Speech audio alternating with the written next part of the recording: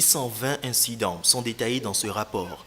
Villages entiers brûlés dans le cadre de campagnes de représailles, des récits de viols collectifs de femmes et de filles parfois âgées d'à peine 5 ans, des exécutions extrajudiciaires, des décès suite à des cas de torture ou de mauvais traitements dans des centres de détention.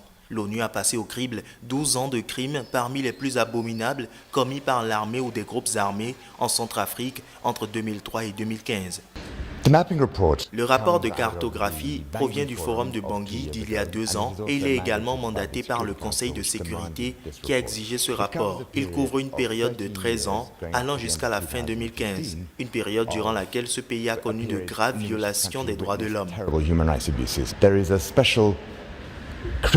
Il y a une cour pénale spéciale, la CPS, qui vient d'être créée et le procureur vient d'arriver. Notre rapport lui sera sans doute utile, ainsi qu'au tribunal, afin de faire avancer le processus de justice individuelle.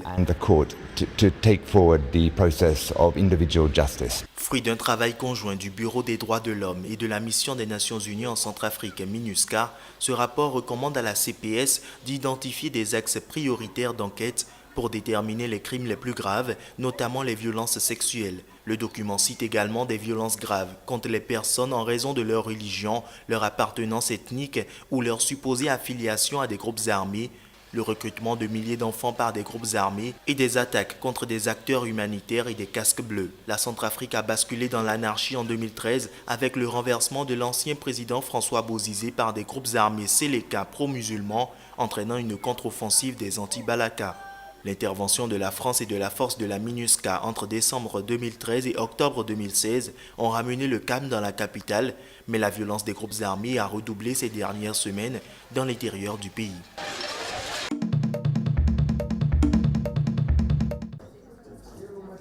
Le NIC, Comité exécutif national de l'ANC, s'est réuni de vendredi à dimanche à Pretoria pour discuter notamment de l'avenir politique du chef de l'État, dont les récentes décisions politiques ont semé le trouble jusque dans les rangs du parti. Le remaniement ministériel d'ampleur dans lequel le respecté ministre des Finances Pravin Gordhan a été évincé et de nombreux proches de Jacob Zuma ont hérité de portefeuilles clés avaient exposé les divisions au sein de l'ANC.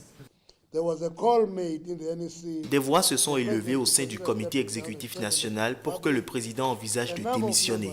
Un certain nombre de membres du NIC pensaient que l'ANC devait donner son avis. De nombreuses contributions pour ou contre l'appel à la démission ont été soulevées. Beaucoup plus étaient ni pour ni contre, mais rappelaient avant tout le besoin d'unité au sein de l'organisation.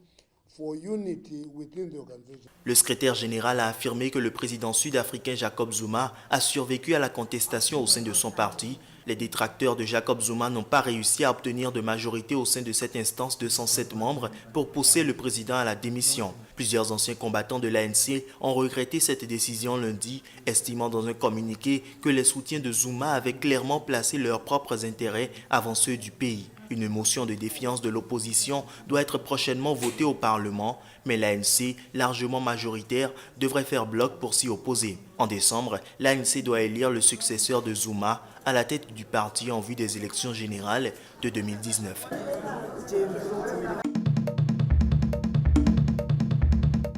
Une gloire du ballon rond, un ancien chef de guerre, un magnat des boissons gazeuses, une philanthrope, ce ne sont pas les concurrents d'une émission de télé-réalité pour célébrités en mal de notoriété, mais quelques-uns des candidats à la présidentielle au Libéria. Au total, ils sont 11 à se présenter, y compris le vice-président Joseph Nyuma Boakai. La différence, c'est que d'autres candidats cherchent à avoir le pouvoir. Peut-être que comme ils ont de l'argent, ils veulent aussi le pouvoir.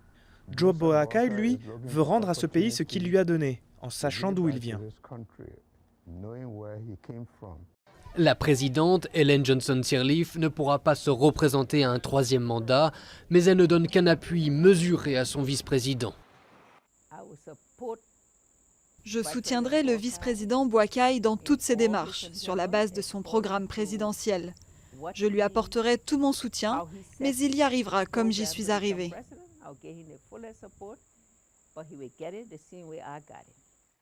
L'ancienne star du PSG et du Milan AC, George Weah, a décidé de se présenter aux côtés de l'ex-épouse de Charles Taylor, ancien chef de guerre et président du Libéria.